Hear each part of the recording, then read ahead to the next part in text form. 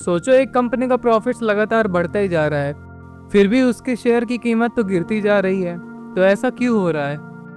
Company का profits भले ही आपको दिख रहा हो बढ़ा हुआ, लेकिन शेयर प्राइस इसलिए गिरता है क्योंकि सिर्फ प्रॉफिट से सच्चाई पता नहीं चलती है। उसके पीछे की हिस्ट्री, फ्यूचर और आगे मार्केट से हम क्या उम्मीद रख रहे हैं, उसका भी बहुत बड़ा इम्पोर्टेंस है।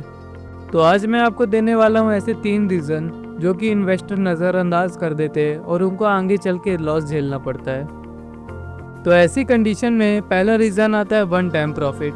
कई बार कंपनी अचानक से कोई अपनी ज़मीन बेच देती है या अपने पुराने इन्वेस्टमेंट निकाल लेती है। इससे कंपनी के फाइनेंशियल स्टेटमेंट में बहुत तगड़ा प्रॉफिट दिखाई देता है।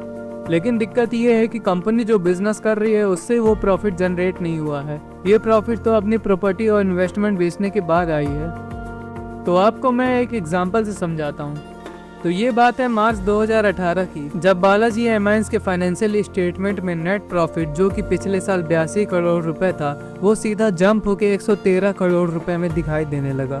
लेकिन इम्पोर्टेंट बात ये थी कि वो प्रॉफिट्स कंपनी के रियल प्रॉफिट्स नहीं थे। इट मीन्स कंपनी जो अपना रियल बिजनेस कर रही है ये उसका प्रॉफिट नहीं था। ये प्रॉफिट्स कंपनी की एक प्रॉपर्टी बेचने के बाद आया था, जो कि कंपनी के अदर इनकम में दिखने लगा था, जिस कारण उस साल कंपनी का नेट प्रॉफिट भी बढ़ा हुआ दिखने लगा था। अगर आपको ये टर्मिनोलॉजी नहीं समझ में आ रही कि कंपनी का प्रॉपर्टी बेचने से कंपनी का नेट प्रॉफिट कैसे बढ़ गया, तो मैं आपको रिकमेंड करूंगा कि मैंने इसके पहले एक वीडियो और डाली है जिसमें पूरा फंडामेंटल कोर्स सिखाया गया है। आप उसको जाके देखिए, बिल्कुल आसान भाषा में सिखाया गया है विद एनिमेशन के साथ। तो ऐसे कई सारे इन्वेस्टर जो कि लोगों की बातों में आकर और खुद की एनालिसिस ना करने से बालाजी एमाइंस का शेयर खरीद लिए थे, उनको बहुत ही भयंकर लॉस झेलना पड़ा था। आप इस कंपनी को परफॉर्मेंस मार्केट के टेक्निकल चार्ट में भी देख सकते हैं।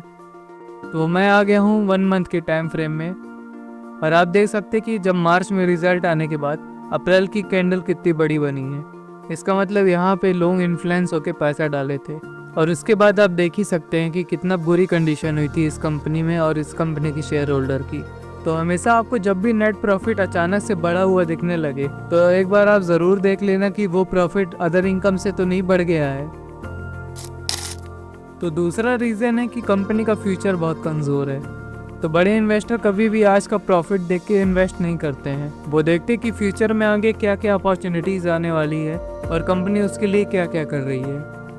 अगर उस कंपनी का ऑर्डर कम आ रहा है और आगे जो फ्यूचर में अपॉर्चुनिटीज़ आने वाली है उससे वो मीट आउट नहीं कर रही है, तो भले ही कंपनी प्रॉफिट जनरेट कर रही हो लेकिन उसका फ्यूचर सिक्योर नहीं है। फॉर एग्जांपल 2007 में टच स्क्रीन फ़ोन आने के पहले हर घर में नोकिया का फ़ोन ही पाया जाता था। उस फ़ोन का डिज़ाइन, कैमरा और ज़्यादा लंबे समय तक के लिए चलने वाली बैटरी लोगों को दीवाना बना के रखी थी। जब 2007 में एप्पल ने पहला टच स्क्रीन फ़ोन लाया तब नोकिया ने उसको हल्के में ले लिया था। उस वक्त नोकिया के पास भी सबसे बड़ी अपॉर्चुनिटी थी। वो चाहता तो वो भी टच स्क्रीन फ़ोन में शिफ्ट हो सकता था, लेकिन उसने कहा कि हम टच स्क्रीन नहीं, हम कीपैड फ़ोन ही बनाएंगे। और वहीं से नोकिया का डाउनफॉल स्टार्ट हो गया था। तो प्रेजेंट टाइम में कंपनी कितना भी अच्छा परफॉर्म कर रही हो, अगर उसका फ्यूचर सिक्योर नहीं है तो वो लंबे समय तक के लिए टिक नहीं पाएगी। और तीसरा और आखिरी रीज़न है हाई वैल्यूएशन।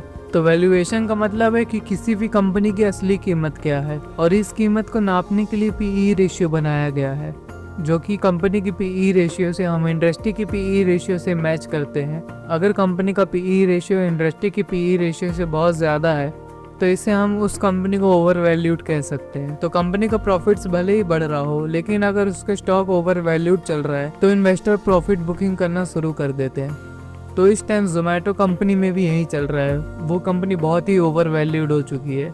अगर उसकी पीई रेशियो से उसके इंडस्ट्री की पीई रेशियो से कंपेयर करें तो लगभग 1000 का अंदर आ रहा है। तो बस हमें अब आगे देखना है कि उस कंपनी के साथ क्या होगा।